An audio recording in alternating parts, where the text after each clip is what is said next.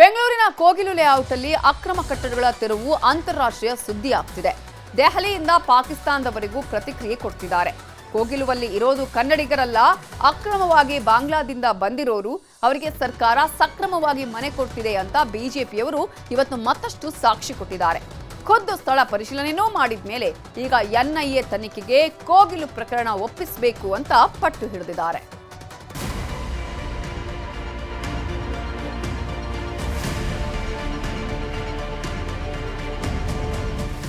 ಕೋಗಿಲು ಬಳಿ ಅಕ್ರಮವಾಗಿ ಮನೆ ಕಟ್ಕೊಂಡಿದ್ರು, ಸರಕಾರಿ ಜಾಗದಲ್ಲಿ ಮನೆ ಕಟ್ಕೊಂಡಿದ್ರು ಅಂತ ತೆರವು ಮಾಡಿಸಿ 12 ದಿನ ಆಯ್ತು. ಆದ್ರೆ ಕೆಸಿ ವೇಣುಗೋಪಾಲ್ ಹಾಗೂ ಪಿಣರಾಯಿ ವಿಜಯನ್ ಅಬ್ಬರಿಸಿ ಟ್ವೀಟ್ ಹಾಕಿದ ಮೇಲೆ ಸರ್ಕಾರ ಅಕ್ರಮ ವಲಸಿಗರಿಗೂ ಸರ್ಕಾರದ ಆಶ್ರಯ ಯೋಜನೆಯಡಿ ಫ್ಲಾಟ್ಗಳನ್ನ ಉಡುಗೊರೆಯಾಗಿ ಕೊಡಲು ತೀರ್ಮಾನ ಮಾಡಿದೆ. ನಾಳೇನೋ ನಾಡಿದ್ದು ಮನೆಗಳ ಹಸ್ತಾಂತರಕ್ಕೂ ರೆಡಿ ಮಾಡ್ಕೊಳ್ತಿದ್ದಾರೆ ಸಿಎಂ ಮತ್ತು ಡಿಸಿಎಂ. ಆದರೆ ಬಾಂಗ್ಲಾದೇಶದಿಂದ ಪಶ್ಚಿಮ ಬಂಗಾಳಕ್ಕೆ ಬಂದು ಅಲ್ಲಿಂದ ಬೆಂಗಳೂರಿಗೆ ಬಂದ ಅಕ್ರಮ ವಲಸಿಗರು ಅಂತ ಬಿಜೆಪಿಯವರು ನೇರ ಆರೋಪ ಮಾಡಿದ್ರು. ಕಾಂಗ್ರೆಸ್ ಹೈಕಮಾಂಡ್ ತಾಳಕ್ಕೆ ತಕ್ಕಂತೆ ಕುಣಿಯುತ್ತಿರೋ ಸಿಎಂ ಡಿಸಿಎಂ ಅಂತಾನು ಅಶೋಕ್, ವಿಜಯೇಂದ್ರ, ಛಲವಾದಿ ನಾರಾಯಣಸ್ವಾಮಿ ಸೇರಿದಂತೆ ಕಮಲ ಕಲಿಗಳೆಲ್ಲ ಆರೋಪಿಸಿದ್ರು. ಅಷ್ಟೇ ಅಲ್ಲ, ಸರ್ಕಾರದ 600 ಕೋಟಿ ಬೆಲೆ ಬಾಳುವ ಜಾಗ ನುಂಗಲು ಕಾಂಗ್ರೆಸ್ ಮುಖಂಡ ವಾಸಿಂ ಅನ್ನೋ ವ್ಯಕ್ತಿನೇ ಶೆಡ್ಗಳನ್ನ ಹಾಕಿಸಿದ್ದು ಅಂತಾನು ನಿನ್ನೆ ಅಶೋಕ್ ಫೋಟೋ ದಾಖಲೆಗಳನ್ನು ರಿಲೀಸ್ ಮಾಡಿದ್ರು. ಇಷ್ಟಾದ್ರೂ ಸರ್ಕಾರ ಅಧಿಕಾರಿಗಳು ಪರಿಶೀಲನೆ ಮಾಡಿ ಅರ್ಹರಿಗಷ್ಟೇ ಮನೆ ಕೊಡ್ತೀವಿ ಅಂತಿದ್ದಾರೆ.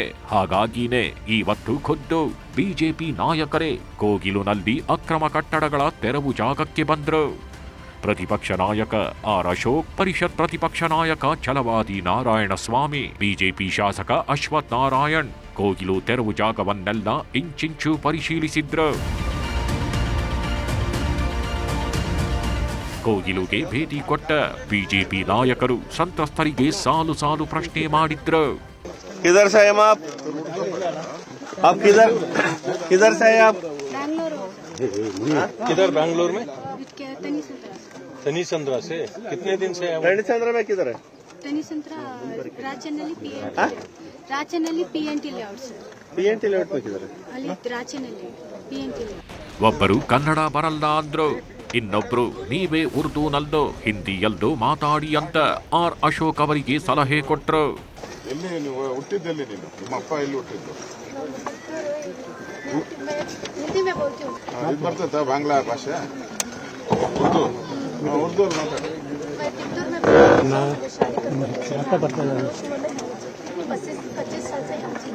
25 साल से इधर 25 साल के पीछे क्या थे इधर? भाड़े को थे न लेके बदले आए थे.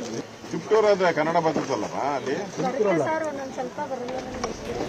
ಅರ್ಧಂಬರ್ಧ ಕನ್ನಡ ಮಾತಾಡಿ ಕೊನೆಗೆ ಕನ್ನಡ ಬರಲ್ಲ ಅಂದವರ ಜೊತೆ ಅಶೋಕ್, ಛಲವಾದಿ ನಾರಾಯಣಸ್ವಾಮಿ ಹಿಂದಿಯಲ್ಲದೆ ಮಾತಾಡಿದ್ರು. ಮೊದಲು 25 ವರ್ಷದಿಂದ ಇದ್ದೀವಿ ಅಂದ್ರು. ಯಾರು ಕರ್ಕಂಡು ಬಂದಿದ್ದು ಅಂದಾಗ ಯಾರೂ ಇಲ್ಲ, ನಾವೇ ಜಾಗ ಕ್ಲೀನ್ ಮಾಡ್ಕೊಂಡಿದ್ದು ಅಂತ ಸತ್ಯಾನು ಹೇಳಿದ್ರು. ಇಲ್ಲಿ ಕರ್ಕೊಂಬಂದು ಬಿಟ್ಟವ್ರ ಇರ್ತೀನಲ್ಲ? ಯಾರು ಬಿಡ್ತಾರಲ್ಲ? ಅಲ್ಲಮ್ಮ, ಇಲ್ಲಿ ಯಾರು ನಿಮ್ದ ಇದು ಸೈಟ್? ಇದು ನಿಮ್ದ ಸೈಟ್? ಎಷ್ಟು ದುಡ್ಡು ಕೊಡ್ತಾವ್ರಿ?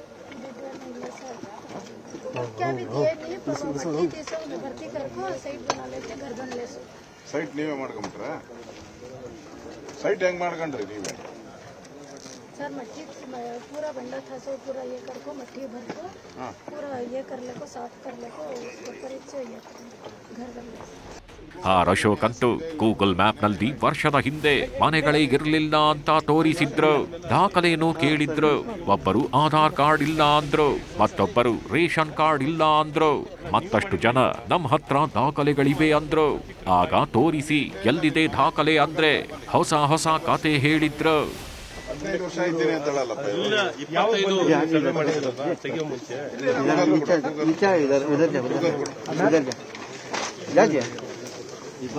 ಒಂದು ವರ್ಷದ ಗೂಗಲ್ ಅಲ್ಲಿ ಇದೇ ಇಲ್ಲ, ಮನೆನೇ ಇಲ್ಲ.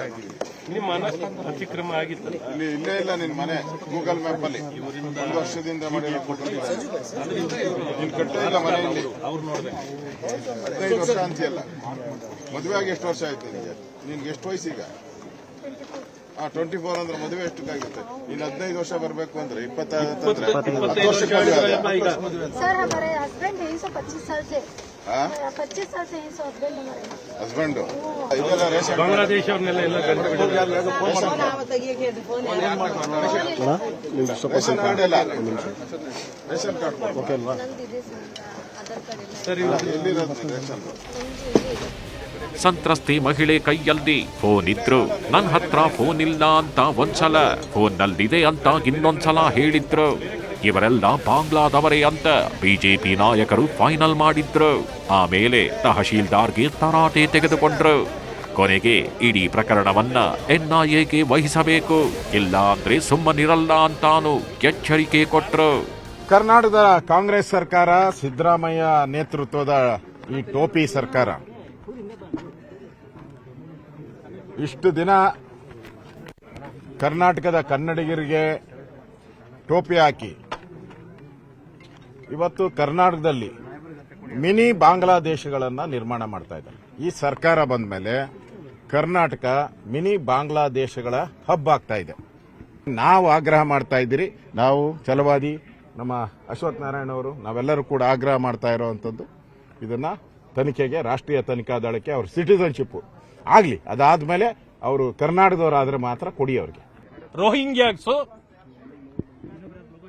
ಬಾಂಗ್ಲಾದೇಶದವರಿದ್ದಾರೆ ಅಂತ ಈಗ ಸಾಬೀತಾಗ್ತಾ ಇದೆ. ಇಲ್ಲಿ ನಾವು ಬರೋ ಹೊತ್ತಿಗೆ ಅವರನ್ನೆಲ್ಲರನ್ನೂ ಕೂಡ ಬೇರೆ ಬೇರೆ ಸ್ಥಳಗಳಿಗೆ ಶಿಫ್ಟ್ ಮಾಡಿದ್ದಾರೆ. NIAಗೆ ಇದನ್ನ ಒಪ್ಪಿಸಬೇಕು. ಸಂಪೂರ್ಣ ವರದಿ ಬರುವವರೆಗೆ ಯಾರಿಗೂ ಕೊಡಬಾರದು. ಈ ರಾಜ್ಯದ ಜನ 38 ಲಕ್ಷ ಜನ ಅರ್ಜಿ ಸಲ್ಲಿಸಿ ಕಾಯ್ತಾ ಇದ್ದಾರೆ. ಒಂದು ಸಮಯ ನೀವೇನಾದ್ರೂ ಆ ಬೈಯಪ್ಪನಹಳ್ಳಿಯಲ್ಲಿ ಈಗಾಗಲೇ ಬೇರೆಯವರಿಗೆ ಅರ್ಜಿ ಹಾಕಿ ಅವ್ರಿಗಾಗಿ ಕಟ್ಟಿರೋ ಮನೆಗಳನ್ನ ನೀವಿಲ್ಲಿ ಅನಾಥರೈಸ್ಡ್ ಇರೋಂಥವ್ರನ್ನ ನೀವೇನಾದ್ರೂ ಕೊಟ್ಟಿದ್ದೆ ಆದ್ರೆ ಈ ರಾಜ್ಯದಲ್ಲಿರ್ತಕ್ಕಂಥ ಯಾರು ಅರ್ಜಿಗಳು ಹಾಕೊಂಡು ಕಾಯ್ತಾ ಇದ್ದಾರೆ, ದಲಿತರು, ಹಿಂದುಳಿದವರು, ಅಂತವರನ್ನೆಲ್ಲ ನಾವೇ ನುಗ್ಗಿಸಬೇಕಾಗುತ್ತೆ. ಆ ಮನೆಗಳಿಗೆ ನಾವೇ ತಗೊಂಡೋಗಿ ನುಗ್ಗಿಸಬೇಕಾಗುತ್ತೆ. ಸುರಕ್ಷತೆ, ಈ ದೇಶದ ಸುರಕ್ಷತೆ, ನಮ್ಮ ಬೆಂಗಳೂರಿನ ಸುರಕ್ಷತೆ ಮತ್ತು ಕರ್ನಾಟಕದ ಸುರಕ್ಷತೆಗೆ ಎಲ್ಲ ಒಂದ್ ಕಡೆ ಧಕ್ಕೆ ಆಗ್ತಿದೆ, ಆತಂಕ ಇದೆ.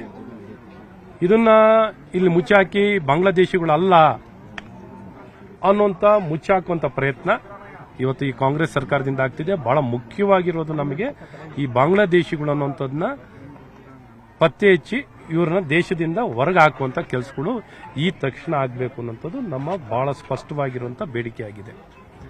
ಬಿಜೆಪಿ ನಾಯಕರು ಕೋಗಿಲುನಲ್ಲಿ ಇದ್ದಿದ್ದು ಮಲಯಾಳಿಗಳು ಅಲ್ಲ, ಕನ್ನಡಿಗರೂ ಅಲ್ಲ, ಅಕ್ರಮ ಬಾಂಗ್ಲಾ ವಲಸಿಗರು ಅಂತ ಸರ್ಟಿಫೈ ಮಾಡಿದ್ದಾರೆ.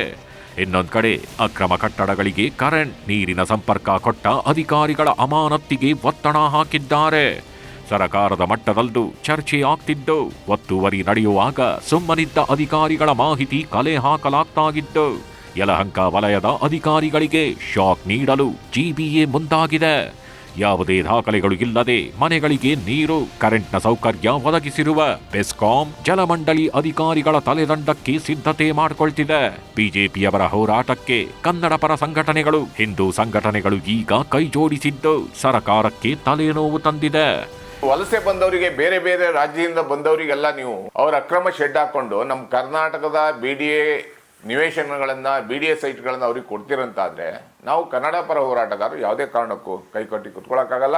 ಇದ್ರ ವಿರುದ್ಧ ತೀವ್ರವಾದಂಥ ಹೋರಾಟವನ್ನ ಮಾಡ್ತಿದ್ದೀವಿ. ಬಾಂಗ್ಲಾ ಮುಸಲ್ಮಾನರಿಗೆ ನೀವಿಲ್ಲಿ ಆಶ್ರಯವನ್ನು ಕೊಟ್ಟರೆ ನಿಮ್ಮ ಬಡ ಮುಸಲ್ಮಾನರ ಹಕ್ಕನ್ನು ಅವರು ಕಸಿದುಕೊಳ್ತಾ ಇದ್ದಾರೆ. ನೀವು ತಿರುಗಿ ನಿಲ್ಲಬೇಕು. ಬೆಂಗಳೂರಿನಲ್ಲೇನು ಆಶ್ರಯವನ್ನು ಕೊಡ್ತೀನಿ ಅಂತಂದಿದ್ದಾರೆ, ಅದಕ್ಕೆ ನಮ್ಮ ನೇರವಾದ ವಿರೋಧ ಇದೆ. ಅವುಗಳನ್ನು ಕೊಡೋದಕ್ಕೆ ಯಾವ ಕಾರಣಕ್ಕೂ ಬಿಡೋದಿಲ್ಲ.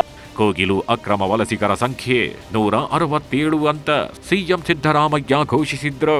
ಆದ್ರೆ ಬಿಜೆಪಿಯವರು ಇವತ್ತು ಸ್ಥಳ ಪರಿಶೀಲನೆ ವೇಳೆ 300ರಿಂದ 400 ಜನರಿದ್ದಾರೆ ಅಂತ ಅಧಿಕಾರಿಗಳು ಮಾಹಿತಿ ಕೊಟ್ಟಿದ್ದಾರೆ. ಈ ವಿಷಯವನ್ನ ಗಂಭೀರವಾಗಿ ಪರಿಗಣಿಸಿರೋ ಬಿಜೆಪಿ ಸತ್ಯಾಸತ್ಯತೆ ತಿಳಿಯಲು ಸಮಿತಿ ರಚಿಸಿದೆ. ಯಲಹಂಕ ಶಾಸಕ SR ವಿಶ್ವನಾಥ್, ದಾಸರಹಳ್ಳಿ ಶಾಸಕ S ಮುನಿರಾಜು, ಪರಿಷತ್ ಸದಸ್ಯ KS ನವೀನ್, ರಾಜ್ಯ ಬಿಜೆಪಿ ಉಪಾಧ್ಯಕ್ಷೆ ಮಾಳವಿಕಾ ಅವಿನಾಶ್, ತಮ್ಮೇಶ್ ಗೌಡ, S ಹರೀಶ್, ನಿವೃತ್ತ ಪೊಲೀಸ್ ಅಧಿಕಾರಿ ಭಾಸ್ಕರ್ ರಾವ್ ನೇತೃತ್ವದ ಸತ್ಯಶೋಧನಾ ಸಮಿತಿಯನ್ನು ಬಿಜೆಪಿ ರಚಿಸಿದ್ದು ಸರಕಾರಕ್ಕೆ ದೊಡ್ಡ ತಲೆನೋವಾಗ್ತಿರೋದಂತೂ ಸುಳ್ಳಲ್ಲ. Bureau report, news 18.